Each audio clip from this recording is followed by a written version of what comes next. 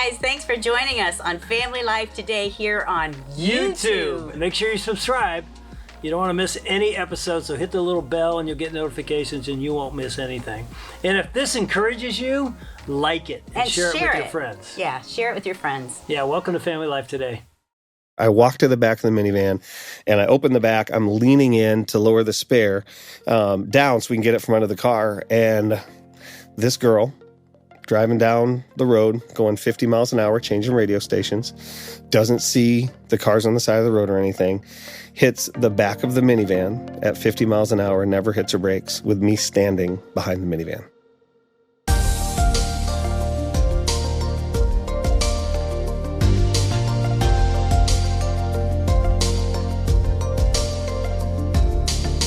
Welcome to Family Life Today, where we want to help you pursue the relationships that matter most. I'm Ann Wilson. And I'm Dave Wilson, and you can find us at FamilyLifeToday.com or on the Family Life app. This is Family Life Today.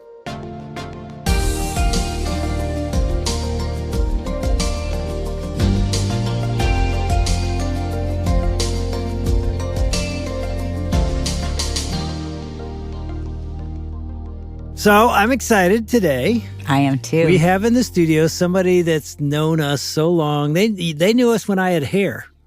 I'm not sure that's true. That is true. Is it? We've got our good friends in the studio who actually live in Orlando, Kevin and Melissa Valentine. Welcome to Family Life Today. Thank you. Thanks. You guys just drove over from your house. Yep. You excited to be here? Yeah, it's cool. Yeah? It's a cool place, man. Yeah. Well, here's what people don't know. Kevin started really our campus for Kensington Church down here in Orlando. In fact, it was sort of your idea. It kind of was. Yeah, let's hear it. Let's hear the real truth. It's, I don't even know what year it was, but I'm driving home after a youth ministry party in Christmas time up in Michigan. And I'm driving past a bank. And because you're the youth leader, I'm the by youth the way. pastor Yes. at a church. And I drive past a sign that's one of those temperature signs on a bank, and it has a 1 on it. It's 1 degree outside. And it was one of those painful nights. You just hate living in a place like that. And my next thought was, I'm going to call Steve Andrews. He's a senior pastor of Kensington, who I've known for years. I'm going to call him and see if he wants to do a campus in Orlando, because that sounds fun. I don't even know where the thought came from. I'm just like, this will be fun to call Steve and see what he says. It's 10:30 at night. And he picks up the phone, and I don't even say hi. I'm just like, when you're ready to launch a campus in Orlando, you give me a call. Like, no greeting or anything. And he's just silent on the other end of the phone for like 2 heartbeats. And he's never quiet. He's a loud, boisterous guy. Oh, yeah. 2 heartbeats. And he's like, we want to launch a campus in Orlando. You go home right now and you promise me you and Melissa will pray about it. And I'm like, what are you talking about? He's like, our dream is 5 national campuses by the year 2020. Orlando's the first one. We've been waiting for 6 months since we've had the idea, and we don't have anybody to lead it. You promise me right now you'll go home and you pray with Melissa. And I'm like, you're serious, aren't you? And he's like, I'm dead serious. You know, he's just really amped up. And I'm like, okay, fine. I'm like, I'll pray. Fine, I'll go home and pray. So I go home, I tell Melissa. Melissa, what did you think? I said, we've vacationed in Orlando for probably the past 5 years, maybe even more. Mm-hmm. I said, why not? Let's pray about it. Really? Yeah, Dude. That was my first response. That's a quick response from a wife saying, I'm in. And I'm thinking, I said, I had this crazy conversation with Steve Andrews. I'm thinking she's going to go, that's stupid. She goes, well, guess we should pray.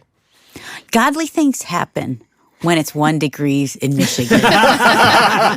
Yes, there's a lot of movement. Exactly. Michigan, southward. Because there's sorrow in your heart and you're asking God for things. And so I remember, when we were up in Michigan and Steve and I and Mark and others were in a room talking about this idea. You weren't there. Mm-hmm. We didn't even know you called him. I literally sat here and thought it was your idea. Well, it sort of was. But we were like, a national campus in Florida? Will it work? So you've been doing this now, what? 12 years. 12 years. Mm-hmm. You're married how many years? 25. 25. Melissa, how old are your kids? 20, 18, 15, and 13. 2 boys and 2 girls. 2 boys and 2 girls. We've been wanting to have you on because you guys have a pretty unique story and you've endured some things. You've gone through some things that are really hard. Every couple that's been married for a while can say, yes, we identify we've gone through some hard things. But yours was a little bit different, and we just thought our listeners would benefit by hearing your story. We met in college, and dated for 4 or 5 years. And then we get married in April of 1997.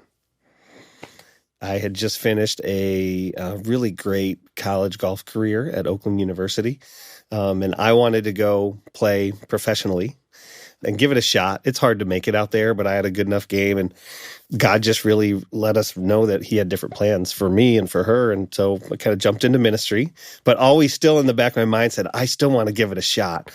And so we get married in April of 97. I'm a youth pastor at a church. How old were you guys? 23 and 22. Okay.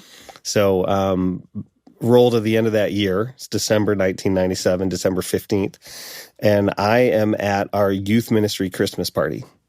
And it ends, and there's this one kid, his name's Ryan, and his mom just hasn't picked him up yet. And we're just waiting there. As the youth leader, you're the yes, last I'm one. like, I just want to go home. I just finished a party. Half hour goes by, 45 minutes go by. Well, she comes walking up to our facility, and she comes in and she's like, we need to call AAA. I got a flat tire. And in the back of my mind, I start going, AAA is so slow. No offense, AAA. They're so slow. I don't want to wait 2 hours for this tire to be changed. And she had walked from her car. She had walked miles. Like Wow. It was like 2 or 3 miles to our office. And it is like 10 degrees outside. It's not like a warm night. It's Michigan. Yeah. And so I just, in the back of my mind, I'm going, I don't want to wait for this. I want to get home. And so I say, you know what? It's 10 minutes to change a flat tire. I'll change it. So we go out to her van, and it's 10:30 at night, and it's not a well-lit road. So I park my car so the headlights are on the car so we can see what we're doing. I say, hey, Ryan, he's an 8th grader. Why don't you head to the back of the minivan and lower the spare tire down, and I'll go up to the front and start getting it ready to jack up the car. And as he's walking over there, I realize, I'm like, oh, that's really complicated for him. So I'm just, I'll just go do it. So I say, hey, Ryan, why don't you come back over here? I'll go back there. I walk to the back of the minivan, and I open the back. I'm leaning in to lower the spare down so we can get it from under the car. And this girl driving down the road, going 50 miles an hour, changing radio stations, doesn't see the cars on the side of the road or anything, hits the back of the minivan at 50 miles an hour, never hits her brakes, with me standing behind the minivan. So for me, the lights just go out. The van was moved 30 feet from being parked. Her car completely totaled. They found my 2 shoes stuffed up inside of her engine compartment of her car. I have one vague memory of laying on the ground. I can still see it when I close my eyes, laying on the ground, headlights in my eyes, and asking about my legs. But that's it. And then you're out. I'm out, and the story moves to what I've been told, and is the lady that I was helping. She was a nurse, which is cool. She runs over to me. I am not breathing. She gets me breathing again, and then they call an ambulance, and the ambulance picks me up, takes me to the hospital. I do not remember any of the ambulance ride. I don't remember anything. Actually, for 10 days, I'm in a coma and don't know anything has happened. So now we shift over to her part of the story of going, they're taking me to the hospital, and they actually call her. So, Melissa, it's late at night. You get a call from whom? I had been at the party as well. And so I was at home getting impatient, honestly. I'm like, where is he? He needs to be home. I mean, it was pretty late. We lived quite a distance from where the church was. And the phone rings, and I'm pretty sure it's Kevin. It's not Kevin. It was a dispatcher. And she said, hi, I'm a dispatcher. I'm calling from the AMR. They've taken your husband in. And they used all this code language. I didn't even know what they were talking about, but they said they'd taken him to POH. And I said, I'm sorry, I don't know what you're talking about. And she said, oh, I'm sorry. They've taken him in an ambulance to the hospital. And I said, oh, okay, what happened? And she said it was a pedestrian accident. And, it's freezing. It's winter. I'm like, why was he walking? Where was he? And What so, did you feel? You get that? I mean, that's every person. I didn't feel anything. Because you didn't know anything. It was just like, this is crazy. This is really weird. She talked to me for maybe a minute longer, and I hung up, and I immediately called my dad. And that's when it hit. When I had to tell my dad. I was like, Dad, I just got this phone call. They're taking Kevin in an ambulance to the hospital. And he said, where? And I told him, it was about a half hour away and I didn't really know how to get there. And he said, I'll come pick you up. And my dad lived about 20 minutes from where I lived. And then it was another half hour to get to where we needed to go. That was a pretty excruciating wait, honestly. Because you don't know anything really. Yeah. I'm like, in my mind, I didn't think it was that serious. I don't know why. I just was, he's going to be fine. I'm going to get there and it's going to be okay. I'm thinking pedestrian. If a vehicle was involved, you think, oh, that could be catastrophic. But was Kevin walking? And Right. So my dad came and picked me up. I remember him driving very, very slowly to the hospital, just thinking, Dad, this is like, let's go. Was he really driving slowly, or I just doubt feel it. that way? I doubt it. And then when we got there, I don't remember exactly what happened, but I remember being relieved to get there. I remember them, me walking in and them telling me, yeah, they've taken him upstairs and they're looking at him. They might be bringing him down in an elevator in a little bit and you can see him. And I said, okay. At this time, I was getting more emotional now. I was kind of realizing this is kind of serious. And then I remember them calling me over, come, he's coming. It's going to be a quick little transition. We're taking him from one place to another. When I saw him, he was not able to talk or awake, but he was on a bed and they had him covered up and they were like, we're going to take him to surgery and try and find out what's happening. And people started coming to the hospital. My mom came and family and friends from the church started to get doctor's reports about what was happening. And I don't remember very much about what order things happened in. But I'm just thinking, here you are, this 22-year-old young bride. You've only been married how many months? 7. 7 months. You're living something that is a nightmare. Yeah. But you have all these friends surrounding you. I mean, at some point, did they say he was smashed between a car going 50 miles an hour with no brakes? I don't remember ever being told that. I'm sure I was. I just remember being in the hospital and starting to pray with people and think about things. And initially, I just wanted him to be 100% on the other side of it. I remember praying and thinking, okay, I just want him to be okay. I want him to be fully present mentally and not be a different person. And then I remember kind of shifting my prayers like, it doesn't matter. I just want him to be around. Just save him. They started to talk to me about how serious it was and what was happening. And, more doctors would come out. And it was really a blur though. It was pretty. I'm sure you were in shock. Yeah. Yeah, for sure. Well, and during the time she's out in the waiting room, I'm on a backboard and they start checking my legs, my feet, and they find out that I don't have a pulse in either foot. Like they can't find a pulse. They rush me to the top rate on them. And, they were able to kind of set my right leg and get a pulse and get it kind of worked out. But my left leg, it was so bad that they immediately went to just major surgery to try and repair the veins going down to the bones. I've seen the x-rays of my legs, both of them, and the left one, it's shocking that Was it I'm just still shattered? that I'm even here. Oh, there's just shards everywhere. Like it's just like a glass breaking. Just looks like that. So they get to work on my legs, and this is really cool. Just stories that I heard afterwards because we had so many people come visit us after I made it through this and was in the hospital. They had these 2 doctors that came in that were the vein guys to try and reconnect the veins, and they're both Christian guys, and they had Christian music playing on the radio in the operating room. And this is where God kind of starts showing up. While one would be working, the other would pray. And they would swap because it was so tedious. They needed to kind of spell each other off. For 12 hours, they worked on me. These 2 doctors working on you and just praying. Yeah, one's praying, the other one's working, and then they would just swap places, And so it's really cool moments where they tried for 12 hours to save my left leg below the knee, was the most damage. And they actually got the veins fixed twice. And then they would pull the leg to set the bones, and the veins would fail. So they would have to kind of go back in. But they ended up losing me twice on the operating table.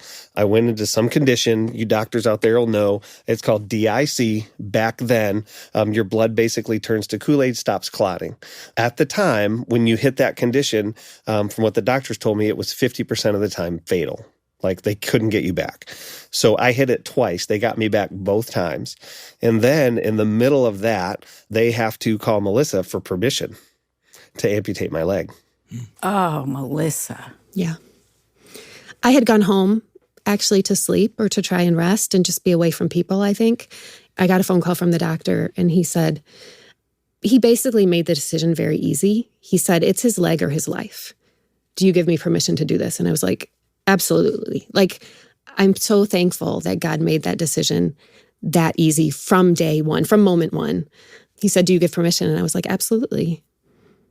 And from that moment until he woke up, I questioned that decision, but it was still something that... So how many, you said you were in a coma for 10 days, Kevin? Yeah, so they finally amputated my left leg about 3 inches below the knee, and then they fixed up my right leg, 20 hours of surgery, I think 24 units of blood is what they told me. All in one long surgery? For 20 hours, I was in surgery. So you can see why she might have gone home. She's like, okay, this is taking a while. But they then put me in a coma for the next 7 days, drug-induced, because they just said my body needed to heal. And at this time, I still don't know anything's happened. Like, I literally have no... You're asleep. Yeah, I'm just asleep. And so, yet Melissa is questioning your decision. What's going through your head, Melissa? I was questioning my decision, but there was also still a fight for his life. I mean, they were concerned about infection. He had gotten a lot of debris within his body from being on the road. And so, we were watching his numbers really close and just being in the hospital, visiting with him, even though he wasn't fully there. He was actually on pretty good pain medication and was present. So he would think crazy things were happening in the room. Like, he was able to talk and he was there, but he wasn't necessarily fully himself. Yeah, I think for 7 days I was in deep, but then they started letting me out of the coma, and I was just on more morphine than the stuff that makes you sleep. So you're hallucinating. So I just start seeing the craziest stuff, and I have no idea what's going on. Like, there's, I remember early on I would wake up and there were just little kids in the room all the time, and I could never see their faces. All I could see were the tops of their heads around the bed, and every time I'd try and see them, they would not be there. But I would yet see them all the time. Like, that was just kind of a constant thing, that I would see. There was another time and these are funny stories. I mean, this was so real to me. I woke up one morning in the 3 days I was awake on the morphine. It's 2 weeks of time in my brain. And I can tell you what room I was in and what happened for 2 weeks of time. It was only 3 days, but that's just the way the mind works on morphine. So I wake up and I'm in this little hospital up north. And they ran out of beds. And so I'm laying on a washer and dryer. It's amazing you can still remember this hallucination. And I was getting angry because they kept using the washer and dryer. So, like, I'm sitting there and I'm like, I feel like I'm just being jostled around. And so I finally get mad enough. And I think, were you in the room or was it your mom? It was your mom or your dad. And I'm just like, can you please fix the washing machine? And she's like, what? Because the washing machine, one of the legs was screwed in too tight, so it was like wobbling back and forth like this. I'm like, can you fix the washing machine? And she's like, what washing machine? And I'm like, the washing machine, can you just fix the washing machine? She's like, what are you talking about? The washing machine I'm laying on. Can you just fix it? And she's like, what do you need me to do? And so I'm like, just fix the legs. The legs are off. And so she starts playing along. So she bends down and she doesn't do anything, but she comes back up. She's like, is that better? And I'm like, thank you. Another time, this nurse, I'm laying on my back, and this nurse comes over my bed, and she's doing something. And again, I'm on morphine, but she was so beautiful. Like, I'm like, wow. And I'm sitting there, I'm like, wow, how old are you? And she says, I'm 35. And I'm like, you look good for 35. And my mother-in-law standing at the end of my bed. It was so funny. Do you remember all of this? Yes. Yes. What were you thinking? I was trying to figure out if I should play along or if I should bring him back to reality and try and tell him what was really happening. Yeah. And I think after a while, I just realized, just play along. Yeah. Just play along. What were your prayers like in those 10 days? What was going on? I prayed a lot to know the right thing to do. I just wanted to know what God wanted from me during that time. I was really thankful he was still here. I was trying to focus on that kind of stuff and all the numbers and the things that were coming back from the nurses and doctors, that he was getting better, trying to be thankful for that. But I think as somebody who's kind of private and kind of quiet, it was hard to have so many people around. And so I felt like I really needed to be there for the people that were coming to visit Kevin and let everyone know that I was okay. And so I think I just leaned on God a lot. In hindsight, people were trying to be there for me, but I think I felt like I needed to be there for them. Yeah, that's interesting. And you process alone. Yeah. And so to have that many people around you, it was probably hard to even process what was happening. Yeah. Yeah. So take us to waking up. It's the first thing I remember that's real. Melissa and the doctor are talking about this guy that had lost his leg. And I'm listening to him talk, and I am starting to feel really sorry for this guy because it's just a sad story. And she's asking a lot of questions, and I cannot figure out why she keeps asking so many questions. Like, why does she care about this guy so much? And so as I'm listening to him, I start kind of, it's just like you see in the movies. It's like all of a sudden I realize I'm in a hospital. How did I get in a hospital? Like, I don't remember coming to a hospital. You know, a few seconds go by and I'm like, I'm in a hospital bed. Like, how did I get in a hospital bed? And it hits me that I think they're talking about me. And I just stopped them in the middle of their conversation because they thought I knew, because I had been lucid enough that, you know, they're assuming that I know. I just stopped and I'm like, hey, are you guys talking about me? And the look on their face, they didn't say a word, just the look. And I just knew. And so I looked down at the bed, and where my right foot is, there's a lump. And where my left foot's supposed to be, it is undisturbed. And it just hit me, I'm the guy. And I just start bawling, like legit, can't stop crying. And, you know, Melissa is looking at me and she's just tears rolling down her face. And what's interesting is we were crying for very different reasons. Like for me, I'm a two-sport athlete in college, and I was looking at going professional, and now I don't even know if I'm going to walk again. Like it just felt like loss. For her, it's like you were crying for a very different reason. I knew you were back.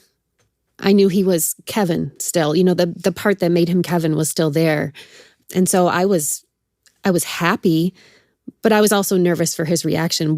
You know, he's still here, but how is he going to deal with this? Is he going to be mad at me? Is he going to become a victim for the rest of his life? How is this going to play out? This is a pretty big change. You guys are 22 and 23. You just got married. Mm-hmm. And now life is going to look really different. And I don't know if I'm exaggerating, but I think we cried for a couple hours. Like, I couldn't stop. I just couldn't stop.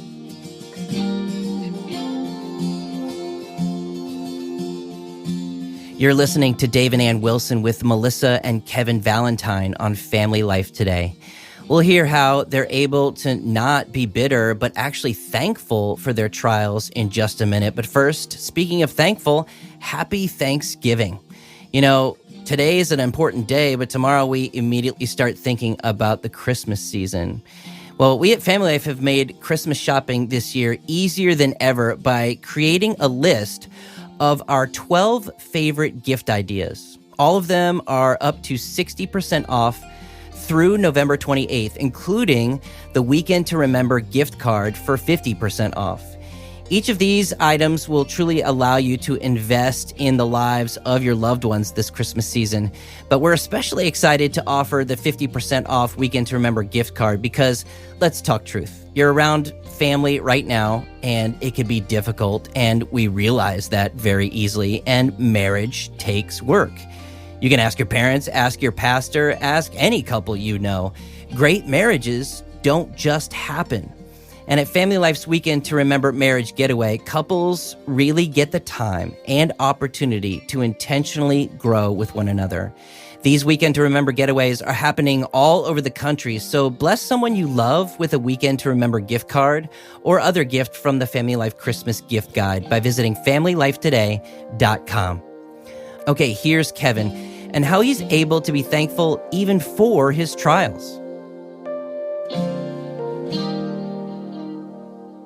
Some of the bonding of this experience for Melissa and I they're so strong, of the experience that we had together. It's like I cried every day for 2 months. Like at some point I would break down.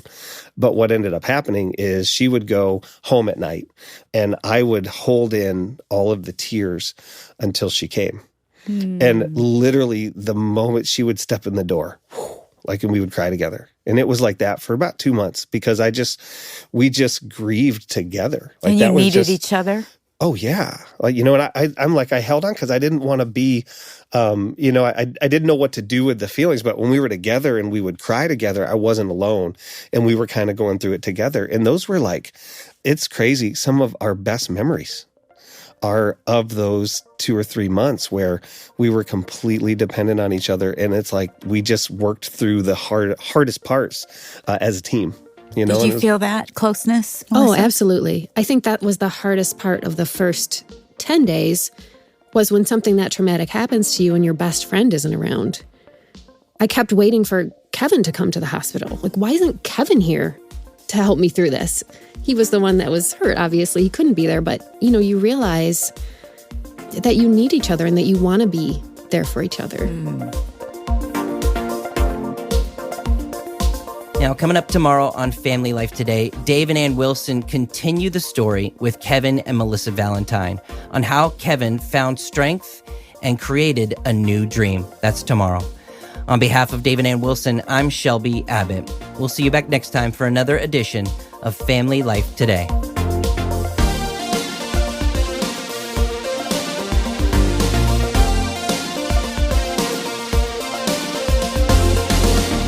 Family Life Today is a production of Family Life, a Crew ministry, helping you pursue the relationships that matter most.